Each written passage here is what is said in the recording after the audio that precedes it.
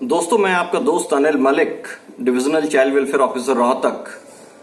मैं psychological point of view से अगर 10 साल तक के बच्चों की विशेष तौर से चर्चा करूं तो हम सबको मालूम है अपने घर में, इस समाज में, जब एक बच्चे का इस धरती पे आगमन होता है, बच्चे का धरती पर आगमन जब होता है तो माता पिता के साथ साथ परिवार और समाज के लिए बहुत ही खुशी की बात होती है। बेटा है, बेटी है, कौन जन्म लेगा, सब कुदरत है। हमें खुले दिल से इस बात को स्वीकार करना चाहिए कि हमारे घर में एक बच्चे का जन्म जो हो रहा है वो कुदरत का नजराना है और तारीफ काबिल है। हम खुले दिल से लैंगिक संवेदनशीलता के नजरिए से उस बच्चे को स्वीकार करें और मन लगा के बच्चे के बेहतर उत्थान के लिए, उसके विकास के लिए अपनी कार्य योजनाएं तैयार करें। मानसिकता अगर ऐसी है, हमारी खुला मन है, खुली मानसिकता है, कुशलता पूर्वक परवरिश करनी होगी।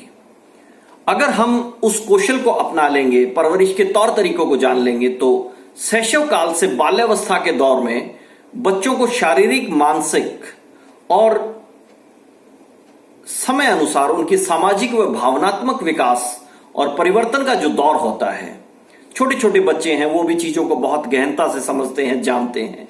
उनको बेहतर सीख देने के लिए अभिभावकों का नैतिक व जैविकीय कर्तव्य भी है कि उन्हें बेहतरीन शिक्षा दें, बेहतर से बेहतर उनका शारीरिक, मानसिक और बौद्धिक विकास हो। माता पिता बच्चों को प्यार, ध्यान, समय, एक सुखदायी स्पर्श तथा जिज्ञासा अनुरूप बातों का प्रत्युत्तर अगर उन्हें देते रहते हैं तो बहुत महत्वपूर्ण है। छोटे से बच्चे के साथ जब लुक्का छुपी का खेल खेलते हैं आप, छोटे छोटे बच्चे, तो माता पिता और बच्चे दोनों के लिए अलग एक सीख देता है। पानी के बुलबुले, थोड़ा सा शैंपू डाल दिया पानी में, झाग हो गए, एक पाइप के साथ, स्ट्रॉ के साथ उड़ाया, पानी के बुलबुले उड़ाकर बच्चे की उंगलियों को किताब पे छपे चित्रों व अक्षरों के साथ अक्षर ज्ञान देकर, पारंपरिक तौर तरीकों से लोरी, कविताएं बच्चों को सुनाकर, कहानियां सुनाकर, गेंद को पकड़ना और फेंकना, बच्चों की मसल्स, मोटर स्किल को डेवलप करने के लिए, और बच्चों को आईना दिखाकर बच्चे बड़े उत्साहित होते हैं अपने आप को आईने में देखकर। बहुत सी चीजें हम इस तरह की इन विधियों से हम सीखते हैं। और खाद्य सामग्री जो इडेबल्स हैं, ऐसे कलर्स के साथ बच्चों के उंगलियों जब भर जाती हैं, पेपर पे वो प्रिंट आउट करते हैं, वहां से बहुत तरह की समझाइश बच्चे को दी जा सकती है। बच्चे इन खेल विधियों के साथ आहिस्ता आहिस्ता उनकी उम्र बढ़ती है, नई नई चीजें सीखते हैं। उम्र के बढ़ने के साथ साथ मानसिक विकास और बच्चों में जो छिपी हुई वस्तुओं को ढूंढने की काबिलियत, चीजों को पहचानना, चीजों का सही उपयोग करना, हाव भाव की नकल करना, आवाजों को दोहराना, मिमिक्री करना, ये बच्चे की स्किल है और बच्चा अपनी बौद्धिक और मानसिक अक्षमता के अनुसार ये सीखता है और नई नई चीजें ग्रहण करता है। बच्चों के लिए आउटडोर गेम बहुत जरूरी है। मेरे जो छोटे छोटे दोस्त हैं, 5 साल के, 7 साल के, 8 साल के बच्चे हैं, 10 साल के बच्चे हैं, बच्चों में सीखने की अक्षमता विकसित होती है, ये माता पिता को भी जानना है। इसलिए खेल के मैदान जो हैं, ओपन डोर एक्टिविटीज बच्चों को मौके दें, लेकिन वर्तमान में सोशल डिस्टेंसिंग की अनुपालना करनी है। पार्क में बच्चे ना जाएं, लेकिन भविष्य के लिए मैं बता रहा हूं। और बच्चों, आपको इस वक्त इंडोर गेम्स में अपने आप को बिजी रखना है, क्योंकि बच्चा जब खेल के मैदान खेलता है तो उनकी स्किल डेवलप होती है, एटीट्यूड डेवलप होता है, प्रकृति के करीब से प्रकृति को जानने का मौका मिलता है, किसी भी वस्तु के पीछे का विज्ञान क्या है ये समझने का मौका मिलता है। शारीरिक एक्टिविटीज जब करता है तो बहुत सी अपने आप को मददगार होती हैं, उनकी बच्चों के अंदर क्रिएटिविटी बढ़ती है।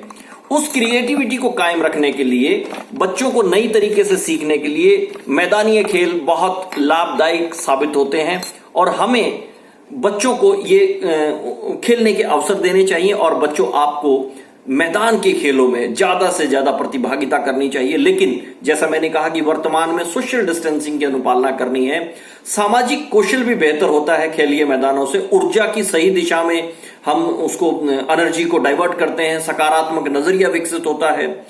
इस तरह से हमारा मेंटल, एकेडमिक और मनोवैज्ञानिक सभी तरह का जो दृष्टिकोण है वो उसमें हम आज के दौर में वो हमें सीखने के लिए, समझने के लिए खेलीय मैदान और कुछ इंडोर गेम्स जो हम सुडोकू खेलते हैं, शतरंज खेलते हैं, ये मेमोरी गेम है।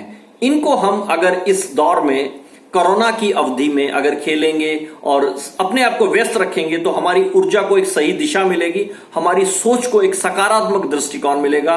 सामूहिक व सामाजिक गतिविधियों में भागीदारी आप जरूर सुनिश्चित करें। बड़े ग्रुप में एक बैठ के 4 लोग 6 लोग घर परिवार के सदस्यों के समूह में रहें, एकांत में अपने आप को ना ले। पाठ्यक्रम की शिक्षा के साथ साथ व्यवहारिक शिक्षा के लिए विशेष स्थान दें। माता पिता से निवेदन है और बच्चों से निवेदन है कि आप व्यवहारिक शिक्षा ग्रहण करें। धैर्यशील व्यवहार आपका होना चाहिए, आपसी सहयोग, संवेदनशील नजरिया।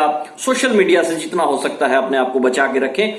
अपनी मूलभूत जरूरतों को समझें, तुलना से बचें, खुद पर और माता पिता पर भरोसा करना सीखें, बड़ों का आदर सम्मान करें, सहयोग भाव का नजरिया विकसित करें। इन्हीं शुभकामनाओं के साथ आपका दोस्त अगली बार फिर मिलेगा। धन्यवाद।